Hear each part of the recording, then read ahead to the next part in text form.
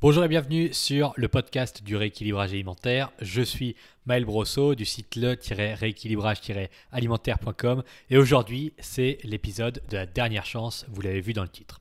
Autrement dit, que devez-vous faire quand rien ne fonctionne, quand vous êtes dos au mur, quand la prochaine étape pour vous c'est l'abandon?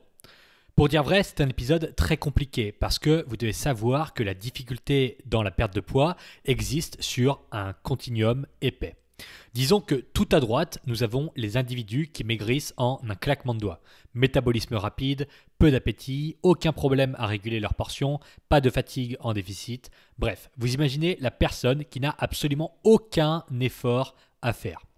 Disons qu'au milieu, il y a l'individu moyen qui veut maigrir. Pour cette personne, il va falloir s'investir dans le processus, faire un effort conscient pour composer correctement ses assiettes, se forcer à marcher un peu plus, sortir de table avec un petit goût de trop peu parfois, devoir se contrôler pour ne pas manger 2000 calories tous les samedis soirs, mais avec de la constance, cette personne arrivera à maigrir sans devoir faire des efforts hallucinants.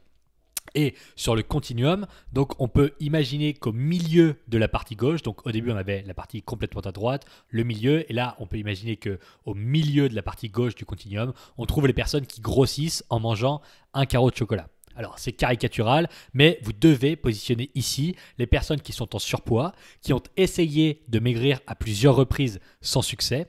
Le déficit calorique est souvent dur à tenir pour ces personnes-là à cause de la faim. La frustration est vite ingérable. Peut-être que ces personnes-là ont aussi une tendance disons naturelle au grignotage, un désavantage génétique au niveau de la fréquence métabolique, un environnement défavorable à la constance et disons que de ce côté, la perte de poids en suivant les recommandations classiques réclame vraiment de gros efforts qui sont difficiles à tenir sur la durée.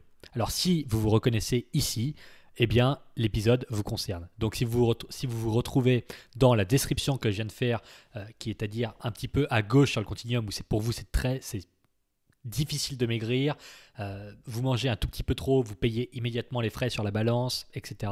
Eh bien, vous êtes sur cette partie du continuum et l'épisode vous concerne. Et enfin, tout au bout du continuum, tout à gauche, on a la situation extrême. Donc je répète pour que ça soit bien compréhensible pour ceux qui sont uniquement en audio et ceux qui ne regardent pas la vidéo.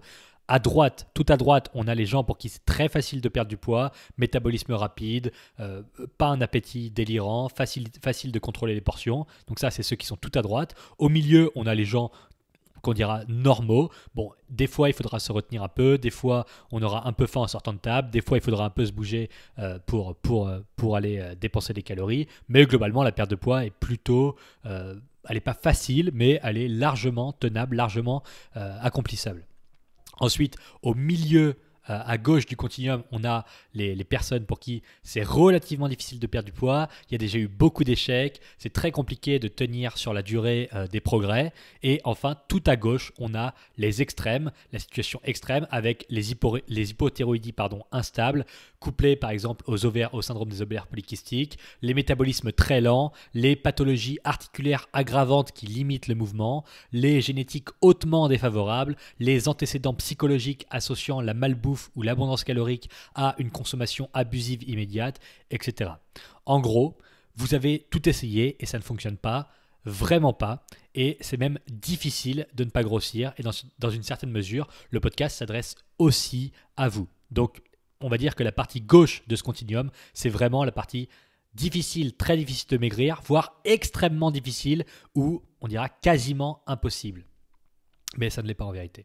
Et puis en dehors du continuum à gauche, donc à l'extrême de l'extrême gauche, quasiment en dehors du continuum, eh bien on placera les formes de l'hypoœdème en stade avancé et tous les troubles du comportement alimentaire que je n'ai pas vocation à traiter dans cet épisode et que je vais même pas aborder par principe de précaution.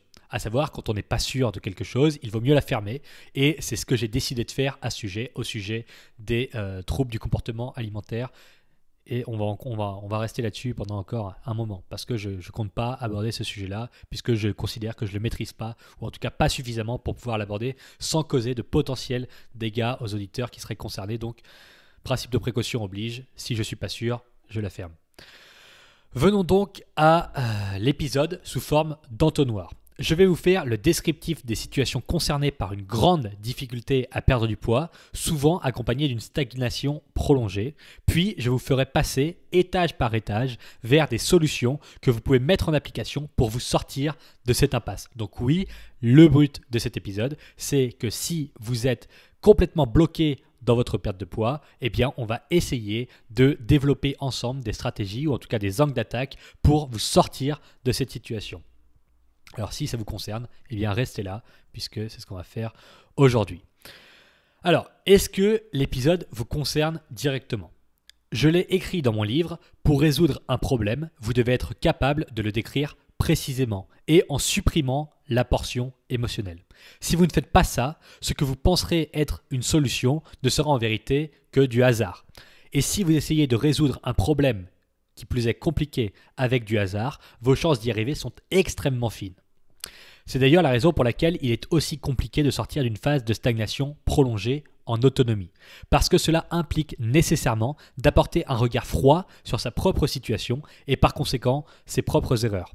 En théorie, c'est faisable, en pratique, la même chose se répète toujours. Ce que vous devez regarder attentivement, c'est ce que vous devez absolument changer pour progresser, et c'est aussi ce que vous voulez le moins inspecter par nature. Par exemple, pour vous donner des images, si j'ai une tendance extrêmement agressive avec les gens, il est beaucoup plus simple de dire « mais c'est fou, tout le monde est hyper susceptible, c'est dingue ça !» Parce que ça ne réclame aucune introspection, aucun effort de changement pour moi. Je n'ai pas envie de changer, je n'ai pas envie de faire le travail, donc j'accuse le monde entier. Si la dernière chose que j'ai envie de faire, c'est travailler sur mon comportement, eh bien je vais tout faire pour camoufler la réalité. Et la réalité, c'est que tout le monde n'est pas hypersensible, c'est juste que je suis ultra agressif avec tout le monde. Mais j'essaye de le camoufler parce que j'ai pas envie de changer, j'ai pas envie de faire le travail pour changer. Et ça s'applique à énormément de situations. Par exemple, un homme de 30 ans qui n'a jamais eu de copine, de conjointe de sa vie et qui passe son temps à dire que toutes les femmes sont méchantes, toutes les femmes sont arrogantes, toutes les femmes sont espiègles ou qu'elles sont toutes profondément détestables, eh bien c'est un aveu évident. Toutes les femmes, tu es sûr de toi, toutes les femmes te rejettent, aucune ne veut de toi, pas une seule depuis 15 ans et tu continues à croire que le problème vient des femmes. Eh bien, tout le monde a compris que le problème vient de ce type en particulier qui est totalement inadapté aux interactions sociales avec le sexe opposé. Mais puisqu'il est feignant, il se conforte dans sa propre réalité alternative qui se renforce à mesure que le temps passe. Et s'il ne change pas, il mourra probablement convaincu jusqu'au bout de sa théorie fumeuse qui nécessitait en vérité de faire une rotation à 180 degrés. Eh bien, le pattern est similaire. Il fallait regarder, puis agir à l'endroit où il avait le moins envie de le faire. Et donc, par souci d'équité, je vais prendre l'argument dans le sens opposé, ou en tout cas chez le sexe opposé. La mère d'un type que je connais, qui a 60 ans, elle a eu 6 enfants avec 5 hommes différents dans sa vie. Elle porte en elle un ressentiment pathologique à l'égard des hommes, à un point où c'est vraiment troublant à voir. Même avec beaucoup d'empathie, son comportement est honnêtement insupportable. Elle est violente verbalement et a un comportement innécessairement désagréable avec les autres, et que ce soit les hommes ou les femmes d'ailleurs. Elle reste aujourd'hui encore convaincue que ces 5 maris qui sont tous partis, étaient des salauds. Elle en est convaincue qu'ils sont tous pourris et jamais, au grand jamais, elle ne s'est remise en question alors qu'elle a 60 ans. Qu'elle a eu 6 enfants avec 5 maris différents. Elle est persuadée que la faute venait à chaque fois des hommes et elle ne s'est jamais remise en question. De deux choses l'une. Peut-être qu'effectivement ces hommes n'étaient pas parfaits, probablement d'ailleurs. Mais il est absolument évident que le comportement de cette femme exacerbait leur côté négatif. Et je le dis pour l'avoir côtoyé simplement quelques heures. L'effet de cascade, c'est qu'évidemment, tous les hommes ne sont pas des ordures, mais par contre, que son comportement à elle devait la prédisposer à attirer un profil particulier qui reproduit un schéma similaire 5 fois de suite avec 6 gamins différents. Donc, où est-ce que tout ça nous mène ? Premièrement, lors d'une généralisation où vous vous positionnez dans un rôle minoritaire, veillez à remettre régulièrement en question cette position. Il y a évidemment des contre-exemples. Si vous jouez un match de volley et que vous ne faites que perdre avec votre équipe, il est possible que vous perdiez à cause de vos coéquipiers, tandis que vous êtes vraiment au-dessus du lot. Ça arrive, c'est possible. Si le monde entier dit que le ciel est vert et que vous persistez à dire qu'il est bleu, vous êtes minoritaire, mais vous avez quand même raison. Par contre, si vous répétez à tue-tête que votre génétique vous empêche de maigrir et qu'il est absolument impossible pour vous d'y arriver, que l'on vous présente des contre-exemples nombreux mais que vous vous entêtez, eh bien vous devriez sûrement remettre en question votre position. Si hurler sur tous les toits que la consommation de viande détruit la santé, quand bien même la population de Hong Kong est la population qui consomme le plus de viande au monde et qui est aussi la population qui a l'espérance de vie la plus élevée du monde, eh bien vous devriez certainement sortir de l'idéologie. Donc, numéro 1, si votre perte de poids est complètement bloquée, vous devez vous forcer à regarder là où vous avez toujours refusé de le faire. Ça s'appelle être adulte. Prendre ses responsabilités pour pouvoir avancer même quand cela est particulièrement désagréable et accepter d'être fautif. Je ne dis pas que c'est facile ou instantané, je dis que c'est nécessaire si vous souhaitez progresser. Deuxièmement, on définira une perte de poids complètement bloquée dans cet épisode sous plusieurs caractéristiques. D'abord, vous essayez activement de maigrir. Ensuite, au cours des 2 derniers mois, vous avez perdu moins de 2 kilos, ou bien vous avez complètement stagné, ou bien vous avez repris du poids. Au cours des derniers mois ou des dernières années, malgré les efforts, vous n'avez jamais atteint votre poids cible en y restant durablement. Aujourd'hui, malgré le surpoids, vous êtes obligé d'être vigilant et de garder le contrôle pour ne pas prendre du poids. C'est-à-dire que vous êtes obligé juste de surveiller votre alimentation, juste pour ne pas grossir.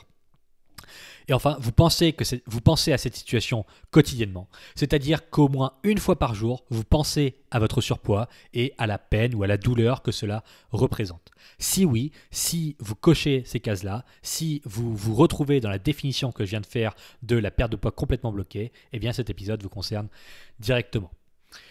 Avant ça, j'ai 2 mises en garde. Je suis le messager, comme d'habitude. Quand vous perdez une partie de Monopoly, vous n'avez aucune raison de détester votre fils ou votre sœur ou je ne sais qui gagne contre vous. Sur le coup, vous ragez un peu, c'est d'accord, c'est ok, vous êtes mauvais joueur, bon pourquoi pas, vous êtes énervé. Mais fatalement, vous n'avez pas à détester les joueurs parce qu'ils jouent au jeu. Je répète, quand vous perdez une partie de Monopoly, vous n'avez pas à détester les autres joueurs parce qu'ils jouent au jeu. Et ça vous paraît complètement logique ce que je suis en train de dire. Vous avez le droit de détester le jeu, mais le jeu s'en fout complètement. Il s'en fiche royalement que vous le détestiez ou pas. Il continue d'exister et les gens continuent d'y jouer. Donc, il continuera d'exister et la seule chose que vous pouvez faire, c'est vous adapter pour respecter ces règles et essayer de gagner si vous voulez continuer de jouer. Je suis le messager. C'est moi qui vous décris la réalité de la perte de poids. Mais ce n'est pas moi qui fais les règles. Ce n'est pas moi qui fais les règles du jeu. Si je vous dis qu'il faut manger moins de Twix, ce n'est pas moi qui l'ai décidé. Je ne fais que vous décrire les règles du jeu. Vous pouvez détester le jeu, vous pouvez détester la réalité de la perte de poids. La réalité s'en fout totalement, mais alors royalement. Elle continuera d'exister que vous y croyez ou pas, ou que vous l'aimiez ou pas. Vous pouvez m'envoyer un message pour me dire que je suis un salaud de décrire la réalité et je vous dirai juste « Désolé d'avoir dit que le ciel était bleu ». C'est absolument ridicule. Je ne suis pas là pour vous divertir ou vous faire plaisir. Pour ça, il y a des comptes TikTok ou Instagram de personnes qui dansent pour vous dire que la courgette est riche en vitamine B9. Super. Moi, je suis là pour vous dire ce que vous avez besoin d'entendre, point barre. Je suis là pour vous décrire la réalité et vous aider à la comprendre pour mieux atteindre votre objectif au sein de celle-ci. Je ne suis pas là pour essayer de tordre la réalité selon ce que vous voulez entendre. Ça n'est pas mon rôle et ça n'est pas ce que je vais faire dans cet épisode. Deuxième mise en garde, je vais à l'essentiel et je n'ai pas le temps de prendre des pincettes à chaque fois dans cet épisode. Si je dis vous devez faire plus d'efforts, ça peut vous sembler déconnecté de votre réalité. Vous pouvez me dire mais c'est impossible Maël, moi je suis à fond, je ne peux pas faire plus d'efforts, franchement t'es pas empathique, t'es pas compréhensif. Et je le comprends, sauf que je m'adresse à des milliers de personnes qui vont écouter cet épisode. Si je vous dis, vous vous plaignez trop et vous n'agissez pas assez, eh bien vous pouvez me dire que c'est faux. Mais non, moi c'est pas vrai, mais je me plains pas et je suis à fond et je fais le maximum, mais ça marche pas. Ok, mais à nouveau, ce sera peut-être faux pour vous, mais c'est vrai pour 70% des auditeurs. Donc, ne le prenez pas personnellement, prenez ce qu'il y a à prendre dans cet épisode, conservez une posture d'humilité. Vous en savez plus que moi sur votre vie, mais j'en sais plus que vous sur la stagnation pendant une perte de poids. Je ne vais pas régler tous vos problèmes, mais vous feriez bien de rester attentif si vous voulez relancer vos progrès ou en tout cas avoir des pistes pour pouvoir le faire. Maintenant, parlons de l'entonnoir qui fait 5 étages. Vous pouvez prendre une feuille et un crayon si vous voulez. Pour être le plus précis possible, vous devez interpréter les choses comme ça. Si vous validez majoritairement les points de l'étage 1, vous pouvez passer à l'étage suivant. L'explication étant bien sûr que plus vous avancez dans les étages, plus votre blocage nécessitera une solution extrême pour être résolu. Je vous mentionnerai à l'étage 4, sachant qu'arrivé à ce niveau, la solution extrême devient presque indispensable. Je vous mentionnerai donc la solution extrême à partir de l'étage 4, mais avant, peut-être que les 3 premiers étages peuvent vraiment vous aider à débloquer la situation, surtout si votre situation n'est pas si extrême que ça finalement. Donc, premier étage, suivez-vous correctement les principes du rééquilibrage alimentaire. J'avais un ami à l'école qui était naturellement doué en maths.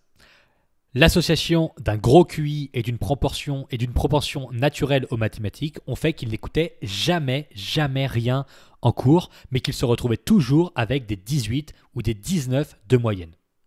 Ça aurait été complètement inutile et une perte de temps énorme de dire à ce gars-là « Mathis, c'est très mauvais ce que tu fais. Tu n'écoutes jamais rien en cours et tu ne fais pas tes devoirs, concentre-toi. » C'est idiot, c'est inutile. Au mieux, il aurait gagné 2% de ses capacités.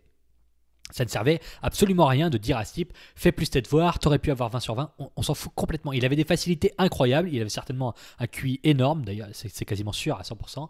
Et en plus, il était très bon en maths en faisant très peu d'efforts. Pour lui, tout était logique, tout était instinctif, ça cliquait automatiquement. Ça n'aurait servi à rien de dire à ce type « Tu fais pas tes devoirs, c'est pas bien, tu pourrais avoir des meilleures notes ». Il avait 19 de moyenne en maths. C'était complètement inutile, ça aurait été complètement idiot. Exactement comme si je disais à ma cousine qui pèse 50 kilos de faire attention à sa consommation de malbouffe. Elle vit à la campagne, elle mange des œufs de ses propres poules, des légumes des voisins, des fruits de ses arbres. Elle n'a jamais été en surpoids de sa vie, ses prises de sang sont bonnes, elle dort bien. Bref, tout va parfaitement et il lui arrive de manger des Kinder ou des cordons bleus ou même de boire un verre de coca. Ça serait complètement idiot et inutile de la forcer à arrêter la malbouffe sous couvert de santé. Ou si je lui disais, tu devrais commencer à compter tes calories pour être sûr de ne pas grossir. C'est débile, elle n'a absolument rien à y gagner. Et j'imagine que vous pouvez être d'accord avec ce que je viens de dire. En tout cas, je ne vois pas comment vous pourriez ne pas l'être. Vous êtes dans une situation différente. Vous êtes dans une situation différente de ma cousine. Vous êtes dans une situation différente des gens qui n'ont pas de mal à perdre du poids. Dans une situation différente des gens qui débutent un rééquilibrage alimentaire, qui arrivent à perdre 15 kilos et qui ne les reprennent pas. Vous êtes dans une situation où votre perte de poids est bloquée, dans une situation de stagnation durable. Donc, vous êtes différent et il faut l'accepter. Le gamin qui a 6 de moyenne en maths pourra progresser énormément en étant plus concentré en cours. La personne qui est obèse et qui veut perdre 35 kg pourra progresser énormément en faisant davantage attention à son alimentation. Les humains sont inégaux et vos actions doivent tenir compte de vos spécificités. S'il est inutile que ma cousine soit stricte avec sa structure alimentaire, il est au contraire primordial que vous le soyez avec votre rééquilibrage alimentaire pour maigrir. Actuellement, vous êtes bloqué. Alors je vous demande de faire un report pour envisager objectivement les éléments de progrès débloquables. Au cours des 15 derniers jours, et là je vous demande vraiment de répondre à ces questions et d'y réfléchir et pourquoi pas de prendre des notes. Avez-vous mangé une portion de protéines à chacun de vos repas ? Petit déjeuner, déjeuner, dîner. On considérera qu'une portion de protéines, une petite portion de protéines, ça sera 20 à 30 grammes de protéines. Si vous êtes plutôt en poids léger, c'est-à-dire en dessous 75 kg, on dira 20-25 grammes de protéines par repas. Au-dessus, on dira 30-35 grammes de protéines par repas. Donc, je vous rappelle que 25 grammes de protéines dans un repas, ça correspond grosso modo à 125 grammes de viande ou de poisson ou alors à 4 œufs. Voilà. Donc, avez-vous mangé une portion de protéines à chacun de vos repas au cours des 15 derniers jours ? Si oui, vous avez 15 points sur 15. Si vous l'avez fait uniquement 10 jours, vous avez 10 points sur 15 pour la première question. Donc réfléchissez au cours des 15 derniers jours. Tiens,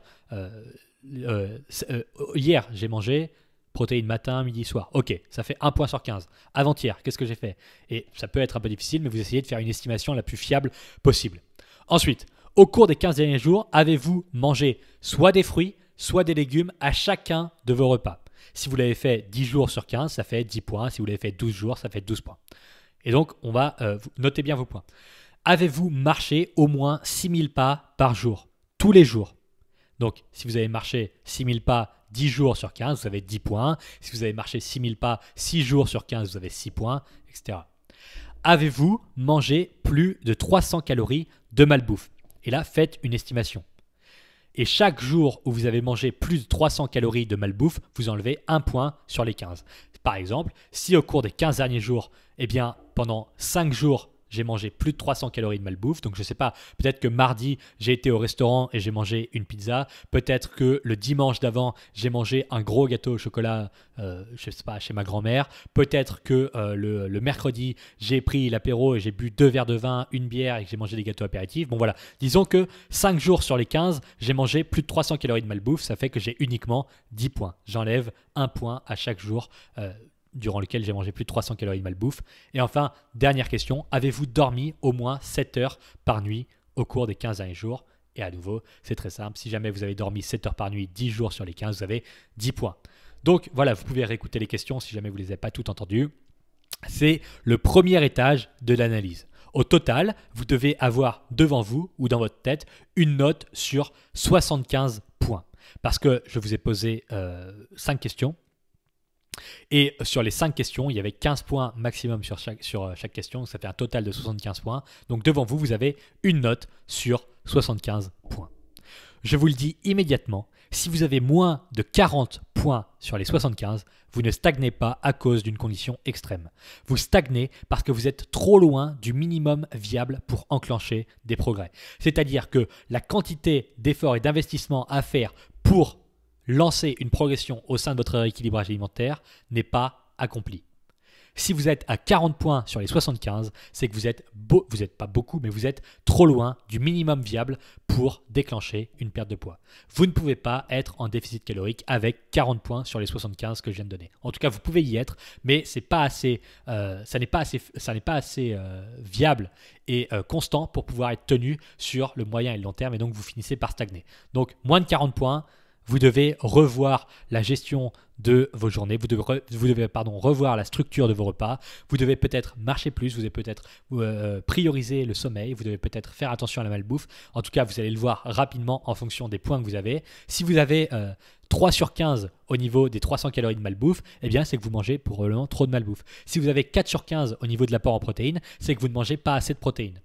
Donc voilà, moins de 40 points, vous ne stagnez pas à cause d'une condition extrême, vous stagnez parce que vous n'êtes pas assez constant en termes de viabilité de votre équilibrage alimentaire. C'est-à-dire que vous ne faites pas ce qu'il faut pour être en déficit calorique et donc pour perdre du poids. Si vous avez entre 40 et 55 points, vous pouvez écouter la suite du podcast, mais il est hautement probable que de faire monter ces chiffres au-delà de 55 points dans les 15 jours à venir puisse débloquer votre situation.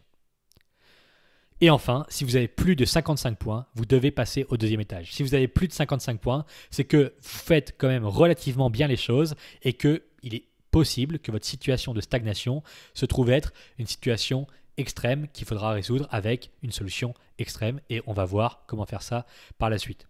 Donc je répète, si vous avez plus de 40 points ici, vous pouvez écouter la suite. Si vous avez plus de 55 points, il est hautement probable qu'il faille aller jusqu'à l'étage 4. Si vous avez entre 40 et 55 points, écoutez la suite et on va voir ce qu'on peut faire pour vous. Et si vous avez moins de 40 points, vous pouvez écouter la suite par curiosité, mais sérieusement, c'est juste que vous n'êtes pas assez fiable dans votre rééquilibrage alimentaire. C'est pour ça que vous ne perdez pas de poids. Deuxième étage. Mesurez-vous correctement vos indicateurs de progression. Donc à partir de maintenant, j'estime que vous avez au moins 40 points sur le premier étage. Comme ça simplifie largement la façon dont je donne les conseils. Donc vous avez plus de 40 points, mais vous stagnez quand même et vous continuez à cocher les cases que j'ai mentionnées au début sur la perte de poids complètement bloquée. Alors peut-être que vous ne savez pas où aller. Peut-être que vous ne savez pas à quelle vitesse vous y allez. Peut-être que vous ne savez pas vraiment comment y aller. Et ça fait beaucoup de flou. Et ce qui est mesuré peut être amélioré. Exemple, vous voulez nager 800 mètres en eau libre, donc dans un lac, ou disons que vous voulez nager, ça va être plus simple comme ça, vous voulez nager 800 mètres dans la mer ou dans l'océan. Ok. Mais vous ne voulez ni chronométrer, ni mesurer la distance. Ok, pourquoi pas. Alors comment allez-vous faire pour progresser? Vous allez juste nager plus vite, ou en tout cas vous allez juste nager plus et plus vite, et les jours où vous vous sentez plus en forme, vous pensez aller plus vite, et inversement.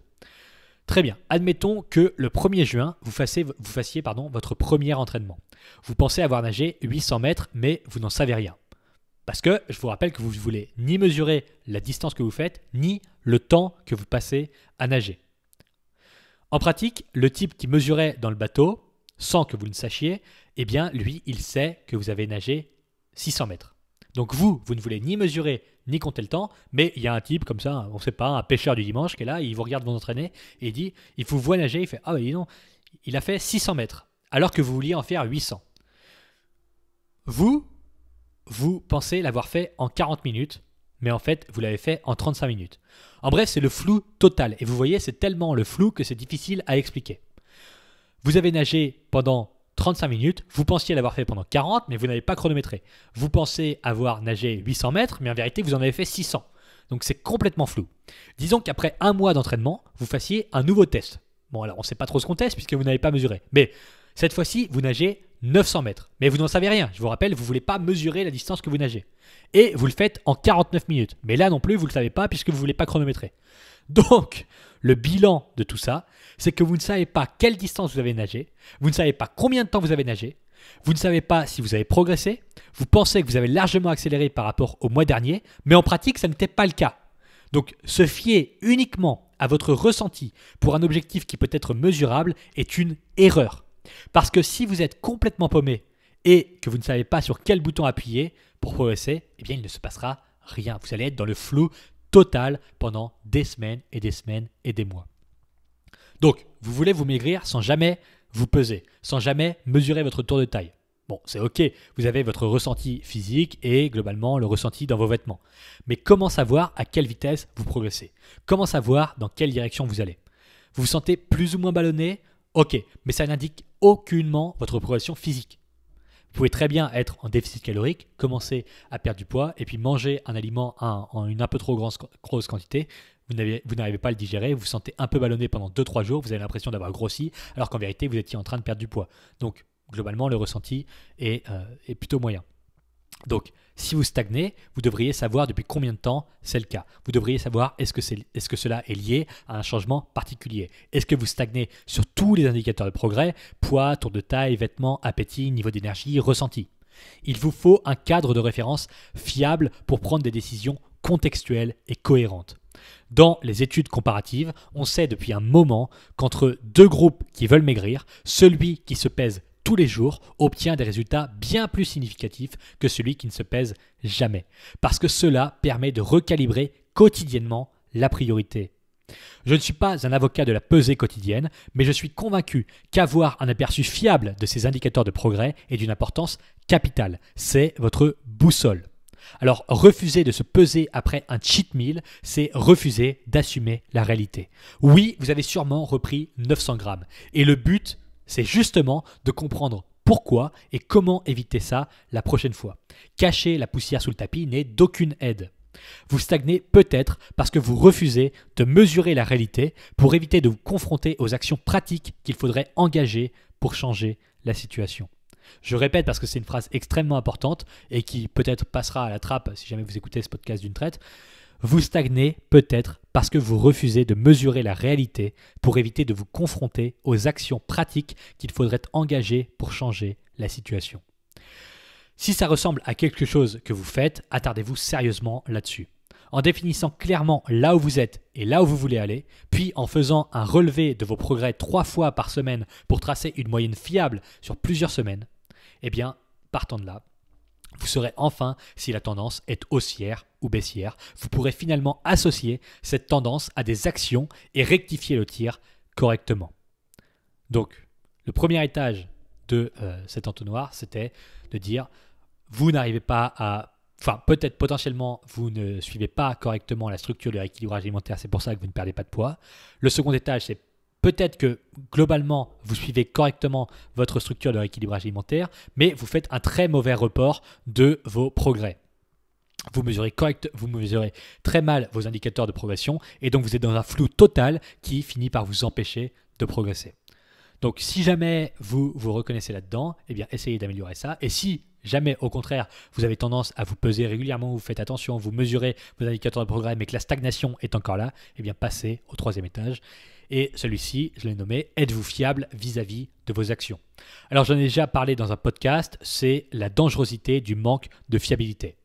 Est-ce que vous faites vraiment ce que vous dites faire ou bien est-ce que le récit est tordu de façon à vous arranger ? Je prends l'exemple ultra typique. Je ne comprends pas, j'ai hyper bien mangé cette semaine. Les 10 morceaux de pain à la cantine de l'entreprise ont ajouté 1600 calories au total. Donc, je répète, on prend le contexte. Je ne comprends pas, j'ai super bien mangé cette semaine. Bon, ça c'est quelqu'un qui me le dit. Moi, je fais une analyse grossière. Je pose des questions. Et on finit par trouver que super bien manger cette semaine, ça ne prenait pas en compte. Ça ne prenait pas en compte les 10 morceaux de pain à la cantine de l'entreprise qui ont rajouté 1600 calories au total sur une seule semaine. Et ça va vite, 10 morceaux de pain. 2 morceaux de pain le lundi, 2 morceaux de pain le mardi. Bon, ensuite, le mercredi soir, on mange peut-être même 3 morceaux parce qu'on n'a pas compté celui du dîner aussi. Donc voilà, ça va très rapidement, ça fait 1600 calories en plus. On a l'impression de super bien manger, mais on a oublié de compter le pain. 1600 calories en plus dans la semaine, bam! Mais j'ai super bien mangé. Oui, mais le pain. Oui, mais il n'y avait que le pain. Non, faux. Il y avait 5 biscuits avec le café tous les matins qui ont ajouté 430 calories sur la semaine. Oui, mais il y avait juste le pain et les biscuits. Faux. Les 15 grammes supplémentaires d'huile d'olive au lieu de 10 ont ajouté 320 calories au total sur la semaine. Ah mais c'est pas énorme 320 calories. Oui, mais il y avait aussi les biscuits et le pain. Les noix de cajou qui ont été grignotées avant le dîner, le mardi et le jeudi ont ajouté 350 calories au total. Oh mais il y avait juste une petite poignée. Oui, 350 calories. Mais c'était vraiment pas beaucoup, 350 calories. Donc, 1600 calories, plus 430 calories, plus 320 calories, plus 350 calories. Et on peut continuer pendant encore quelques lignes. Des trucs peut-être un peu moins significatifs, mais qui n'ont pas été comptés. Je sais pas, une poignée de M&M's en sortant du bureau mercredi. Oh, ça va, c'est juste une poignée. Ouais, 100 calories.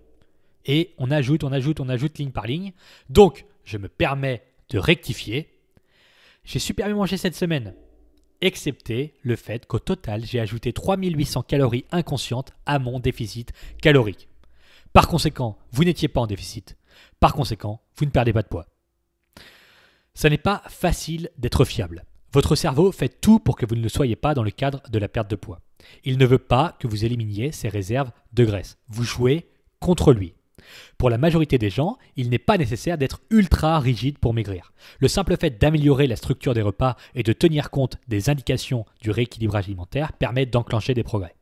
Malgré les petites sorties de piste récurrentes, parce que c'est déjà pris en compte dans le rééquilibrage alimentaire. Quand j'ai créé toute ma méthode, évidemment que les petites sorties de piste récurrentes étaient prises en compte. Et donc, vous le savez maintenant, j'en ai déjà parlé, quand je définis un déficit calorique à 1500 calories pour quelqu'un, je sais très bien qu'en pratique, il y aura certainement une surconsommation de 15 à 20% des calories et donc que le déficit effectif se trouvera bien plus aux alentours de 1700, 1800 calories.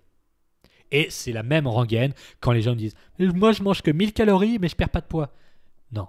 Sur le papier, tu crois ne manger que 1000 calories, mais en pratique, tu surconsommes de 30, 40, 50%. Et donc, en vérité, tu consommes 1500 calories par jour. Tu penses en consommer 1000, mais tu en manges 1500.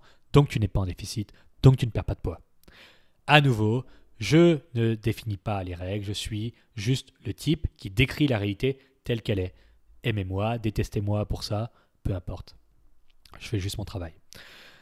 Donc, j'ai dit que pour la majorité des gens, ça n'était pas obligé d'être extrêmement rigide pour maigrir. Par contre, si vous stagnez depuis longtemps, vient un temps où il est important d'être vigilant sur ces calories inconscientes. Parce que 3800 calories supplémentaires sur la semaine, c'est la différence entre une perte de 400 à 500 grammes par semaine ou une stagnation qui n'en finit pas. Et oui, 10 morceaux de pain dans la semaine, 5 biscuits avec le café, 15 grammes de noix de cajou supplémentaires, 15 grammes d'huile d'olive supplémentaire, des noix de cajou grignotées, une poignée de M&M's, 50 grammes de riz en plus 3 fois dans la semaine, eh bien tout ça, individuellement, ça fait vraiment pas énorme, mais mis bout à bout, surtout si vous avez une prédisposition à la stagnation, eh bien ça fait la différence entre une perte de 400 à 500 grammes par semaine et une stagnation durable qui vous prend la tête et qui n'en finit pas. Et c'est aussi l'explication quasi systématique à toutes les stagnations durables. Et oui, c'est le sous-report de calories, la sous-estimation des calories entrantes et la surestimation des calories sortantes. Alors, cela dit, il reste 2 étages que je vous recommande vraiment d'écouter et on va voir ça ensemble. C'est la situation extrême, la solution extrême et ça pourra vraiment faire écho à ce que vous vivez. Jusqu'alors, on peut résumer la stagnation. Le fait que votre perte de poids soit bloquée par une formule très simple. Vous n'arrivez pas à maintenir un déficit calorique avec suffisamment de constance pour provoquer une perte de gras. Donc la stagnation, s'il fallait la résumer en une phrase, c'est vous n'arrivez pas à maintenir un déficit calorique avec suffisamment de constance pour provoquer une perte de gras. Autrement dit, peut-être que des fois, malgré votre stagnation, vous êtes bien en déficit calorique pendant 2, 3, 4 jours. Et puis ensuite, vous surconsommez des calories pendant une journée entière. Et puis ensuite, vous restez en déficit calorique pendant 1, 2, 3 jours. Puis, vous repassez en calories de maintien. Donc en fait, durablement, sur la trajectoire linéaire de long terme, eh bien, vous êtes juste en maintien calorique. Vous n'arrivez pas à rester en déficit. C'est exactement ce qui vous empêche de maigrir.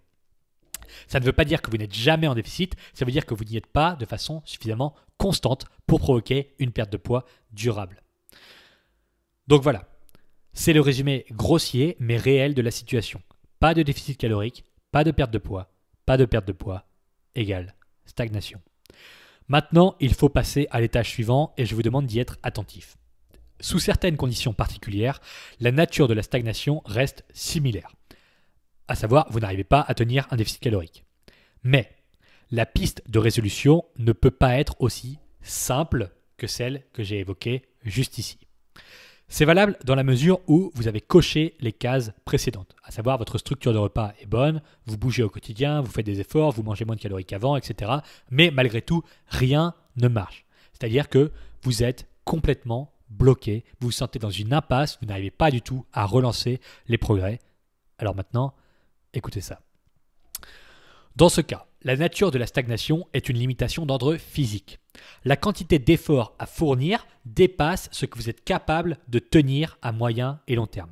Autrement dit, manger moins, manger mieux n'est plus possible puisque vous avez le sentiment d'être au bout. D'accord ? Vous n'avez pas l'impression de pouvoir manger moins, vous n'avez pas l'impression de pouvoir faire plus d'efforts, vous n'avez pas l'impression de pouvoir manger mieux. Vous n'avez pas l'impression de pouvoir déclencher une nouvelle progression dans l'état actuel des choses. Mais, malgré tout ça, il vous reste quand même 5, 10, 20, 30 kilos à perdre. Dans ce scénario, il faut inverser la nature de l'analyse. Plutôt que de dire « il faut entrer en déficit calorique en l'état actuel des choses », eh bien, il faut provoquer un déficit calorique en modifiant l'état des choses. Ok ? Donc, c'est-à-dire qu'avant, on partait du point où, en l'état actuel des choses, il faut manger moins, bouger plus pour provoquer un déficit calorique.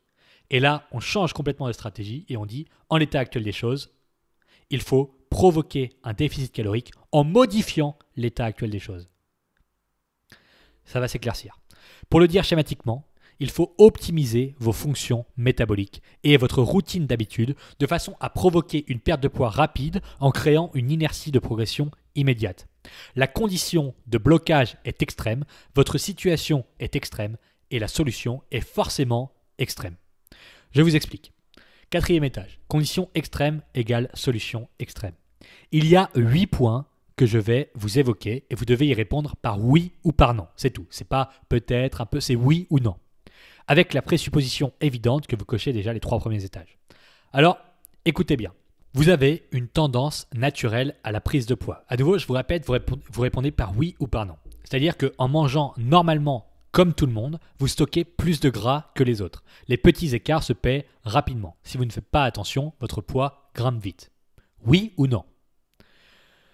Vous avez une grande difficulté à maigrir. Malgré plusieurs tentatives pour maigrir, vous ne parvenez jamais à votre objectif. Même en suivant un rééquilibrage alimentaire, le déficit calorique ne vous permet pas de perdre du poids convenablement. Oui ou non ?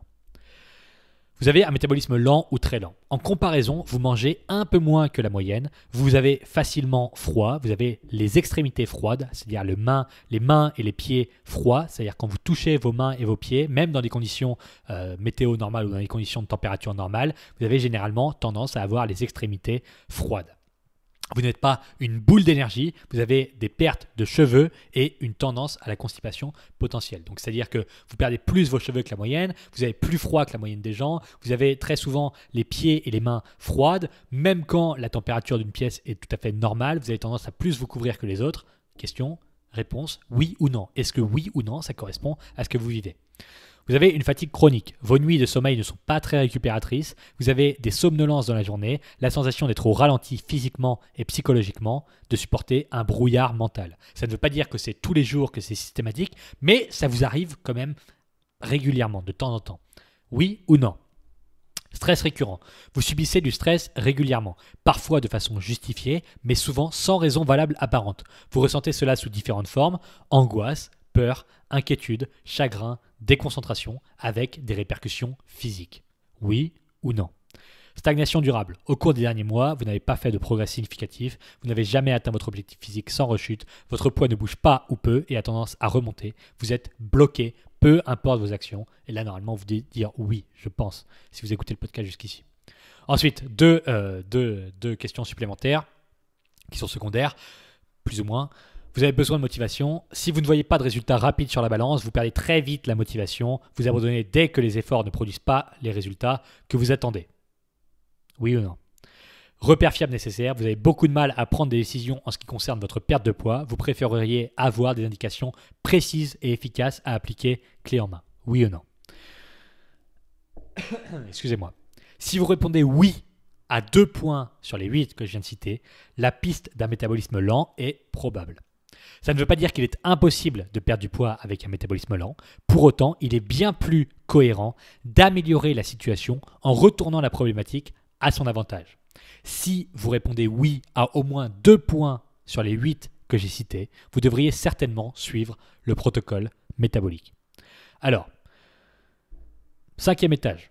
Devriez-vous faire le protocole métabolique ? C'est très simple, je ne vais pas réinventer la roue, je vous lis juste les situations du protocole métabolique que j'ai mentionné sur la page de présentation. Est-ce que vous vous reconnaissez dans certaines de ces situations ? Donc, je vous rappelle, vous avez déjà coché 2 cases sur les 8. Si oui. Vous êtes en surpoids sans manger à outrance. Vous n'abusez pas quotidiennement de la malbouffe et les portions dans vos assiettes ne sont pas délirantes. Par rapport à quelqu'un de votre gabarit, vous mangez moins, vous grignotez moins, mais vous ne maigrissez pas. Est-ce que ça vous ressemble un peu ? Lorsque vous sortez du cadre de vos repas, vous le payez très rapidement. Les écarts alimentaires vous font prendre du poids à tous les coups, ou presque. Un week-end ou des vacances un peu riches en nourriture, eh bien, la balance vous rappelle à l'ordre immédiatement. Dès que vous profitez un peu trop, c'est la sanction immédiate. En suivant un déficit calorique classique, en mangeant un peu moins et en bougeant un peu plus, rien ne se passe. Votre perte de poids est très lente, voire inexistante, lorsque vous appliquez les recommandations qui marchent pourtant chez les autres. Vous avez rarement chaud en dehors de l'été, vous vous couvrez largement, vos mains et vos pieds sont plus froides que votre visage. Donc vos mains et vos pieds sont bien plus froides que votre visage. C'est-à-dire, vous touchez votre visage, est-ce que vos mains sont plus froides que votre visage ? Beaucoup plus froides. Bon, cette particularité est liée à un métabolisme lent et à une faible activité thyroïdienne. Votre corps fait son maximum pour dépenser le moins de calories possible et c'est pour ça qu'il faut certainement changer la façon dont vous abordez votre perte de poids. Ensuite, dès que vous essayez de maigrir, vous avez besoin de manger très peu pour engager un début de progression. Après quelques jours, la faim est difficile à gérer et finit par contribuer à votre abandon. Vous avez régulièrement des difficultés à vous endormir et à vous réveiller. Votre sommeil n'est pas très récupérateur. La plupart de vos journées sont caractérisées par une fatigue persistante. Alors pas au point de bâiller constamment, mais vous sentez un affaiblissement mental et physique à plusieurs reprises dans la journée. Et enfin, vous devez lutter de toutes vos forces pour rester motivé quand vous essayez de maigrir. Généralement, même après plusieurs semaines, votre poids n'est pas descendu plus bas que 2 ou 3 kilos. Ça vous démotive et vous préférez arrêter car les efforts ne valent pas le coup. Si vous vous reconnaissez dans ces situations, eh bien, allez consulter maintenant la page de présentation complète du programme à l'adresse www.rééquilibrage-alimentaire.com/protocole. Vous lisez attentivement ce qui est inscrit, Je vous rappelle que c'est une solution extrême pour une situation extrême. Si votre perte de poids est complètement bloquée depuis plusieurs semaines, plusieurs mois et que vous n'arrivez pas du tout à en sortir, eh bien, il faut une solution extrême parce que la situation est extrême. Ça implique cette solution du protocole métabolique, ça implique de provoquer une perte de poids très rapide et un tas de choses que vous n'avez probablement jamais fait avant. D'ailleurs, c'est sûr que vous ne l'avez jamais fait avant.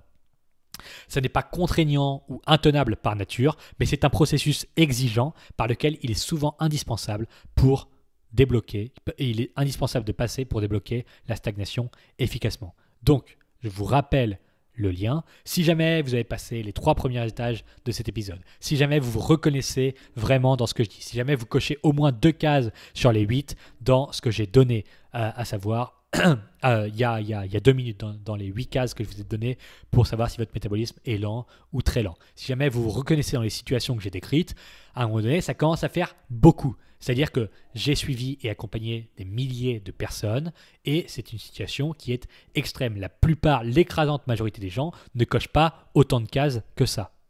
Donc, si jamais vous stagnez vraiment durablement, il est probablement temps d'arrêter de faire comme tout le monde.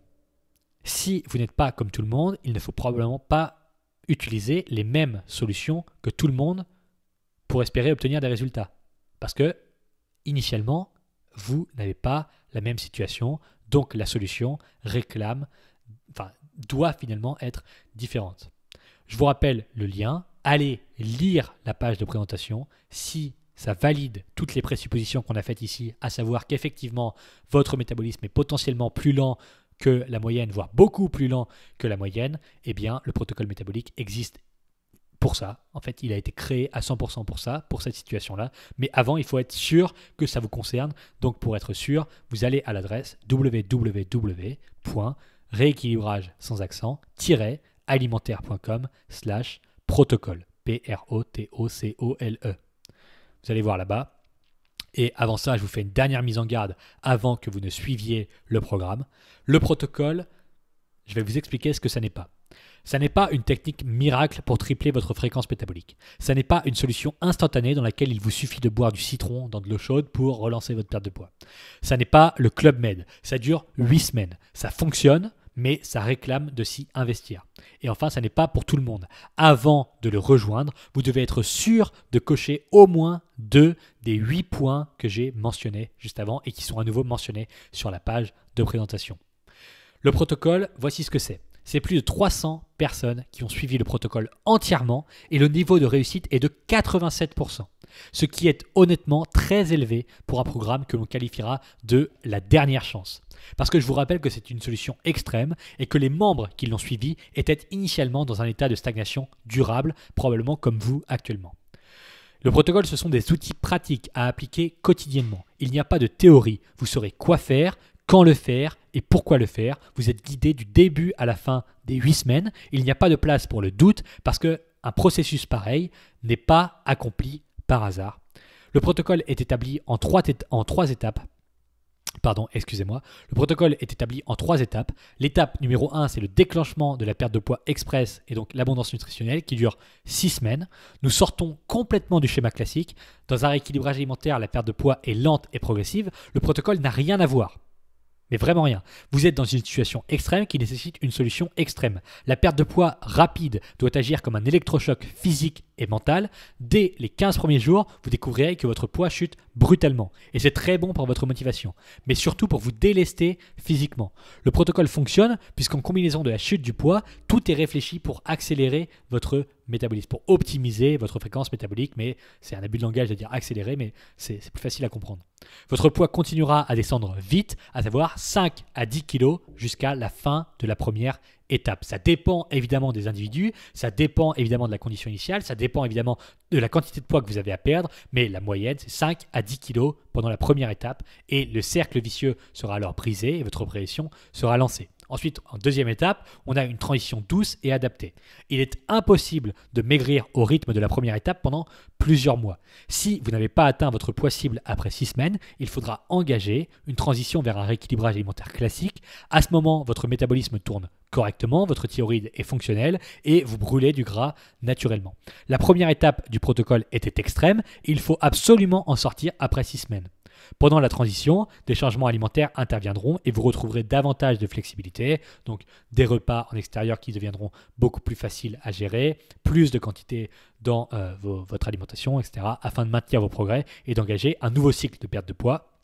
Et enfin, troisième étape, débuter un rééquilibrage alimentaire adapté. Et cette fois-ci, ça peut durer plusieurs semaines comme ça peut durer plusieurs mois.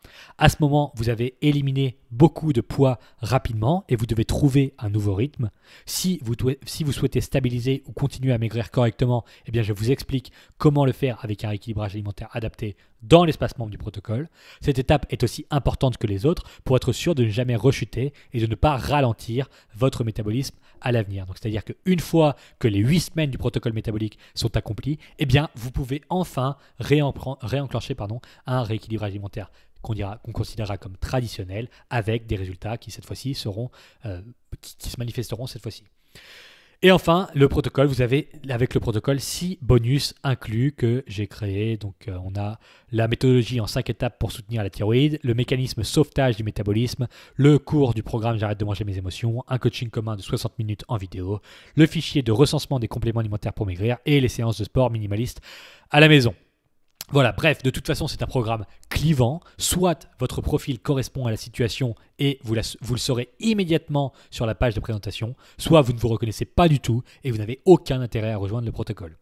Donc, je vous le répète, lisez la page entière, prenez le temps de lire la page entière, de lire les témoignages, voir si ça vous ressemble ou pas, à l'adresse www.rééquilibrage-alimentaire.com/protocole. Vous avez, quoi qu'il arrive, que vous rejoigniez le protocole ou pas, que votre profil corresponde à 100% ou pas, vous avez, quoi qu'il arrive, des clés de compréhension et d'application dans ce podcast. Si vous ne suivez pas le protocole ou si vous ne qualifiez pas pour le suivre, eh bien, servez-vous des clés que je vous ai données ici. Les 3 premiers étages de l'entonnoir que je vous ai donné dans ce podcast sont complètement applicables. C'est-à-dire que si jamais vous vous reconnaissez effectivement dans les étapes 4 et 5, si jamais le protocole semble être une évidence pour vous, si jamais votre profil correspond parfaitement, eh bien vous devez suivre le protocole. En tout cas, je vous recommande vivement de le faire. Si jamais vous flirtez avec la limite, eh bien appliquez vraiment sérieusement les 3 premiers étages de l'entonnoir que je vous ai donné ici et ça devrait débloquer la situation.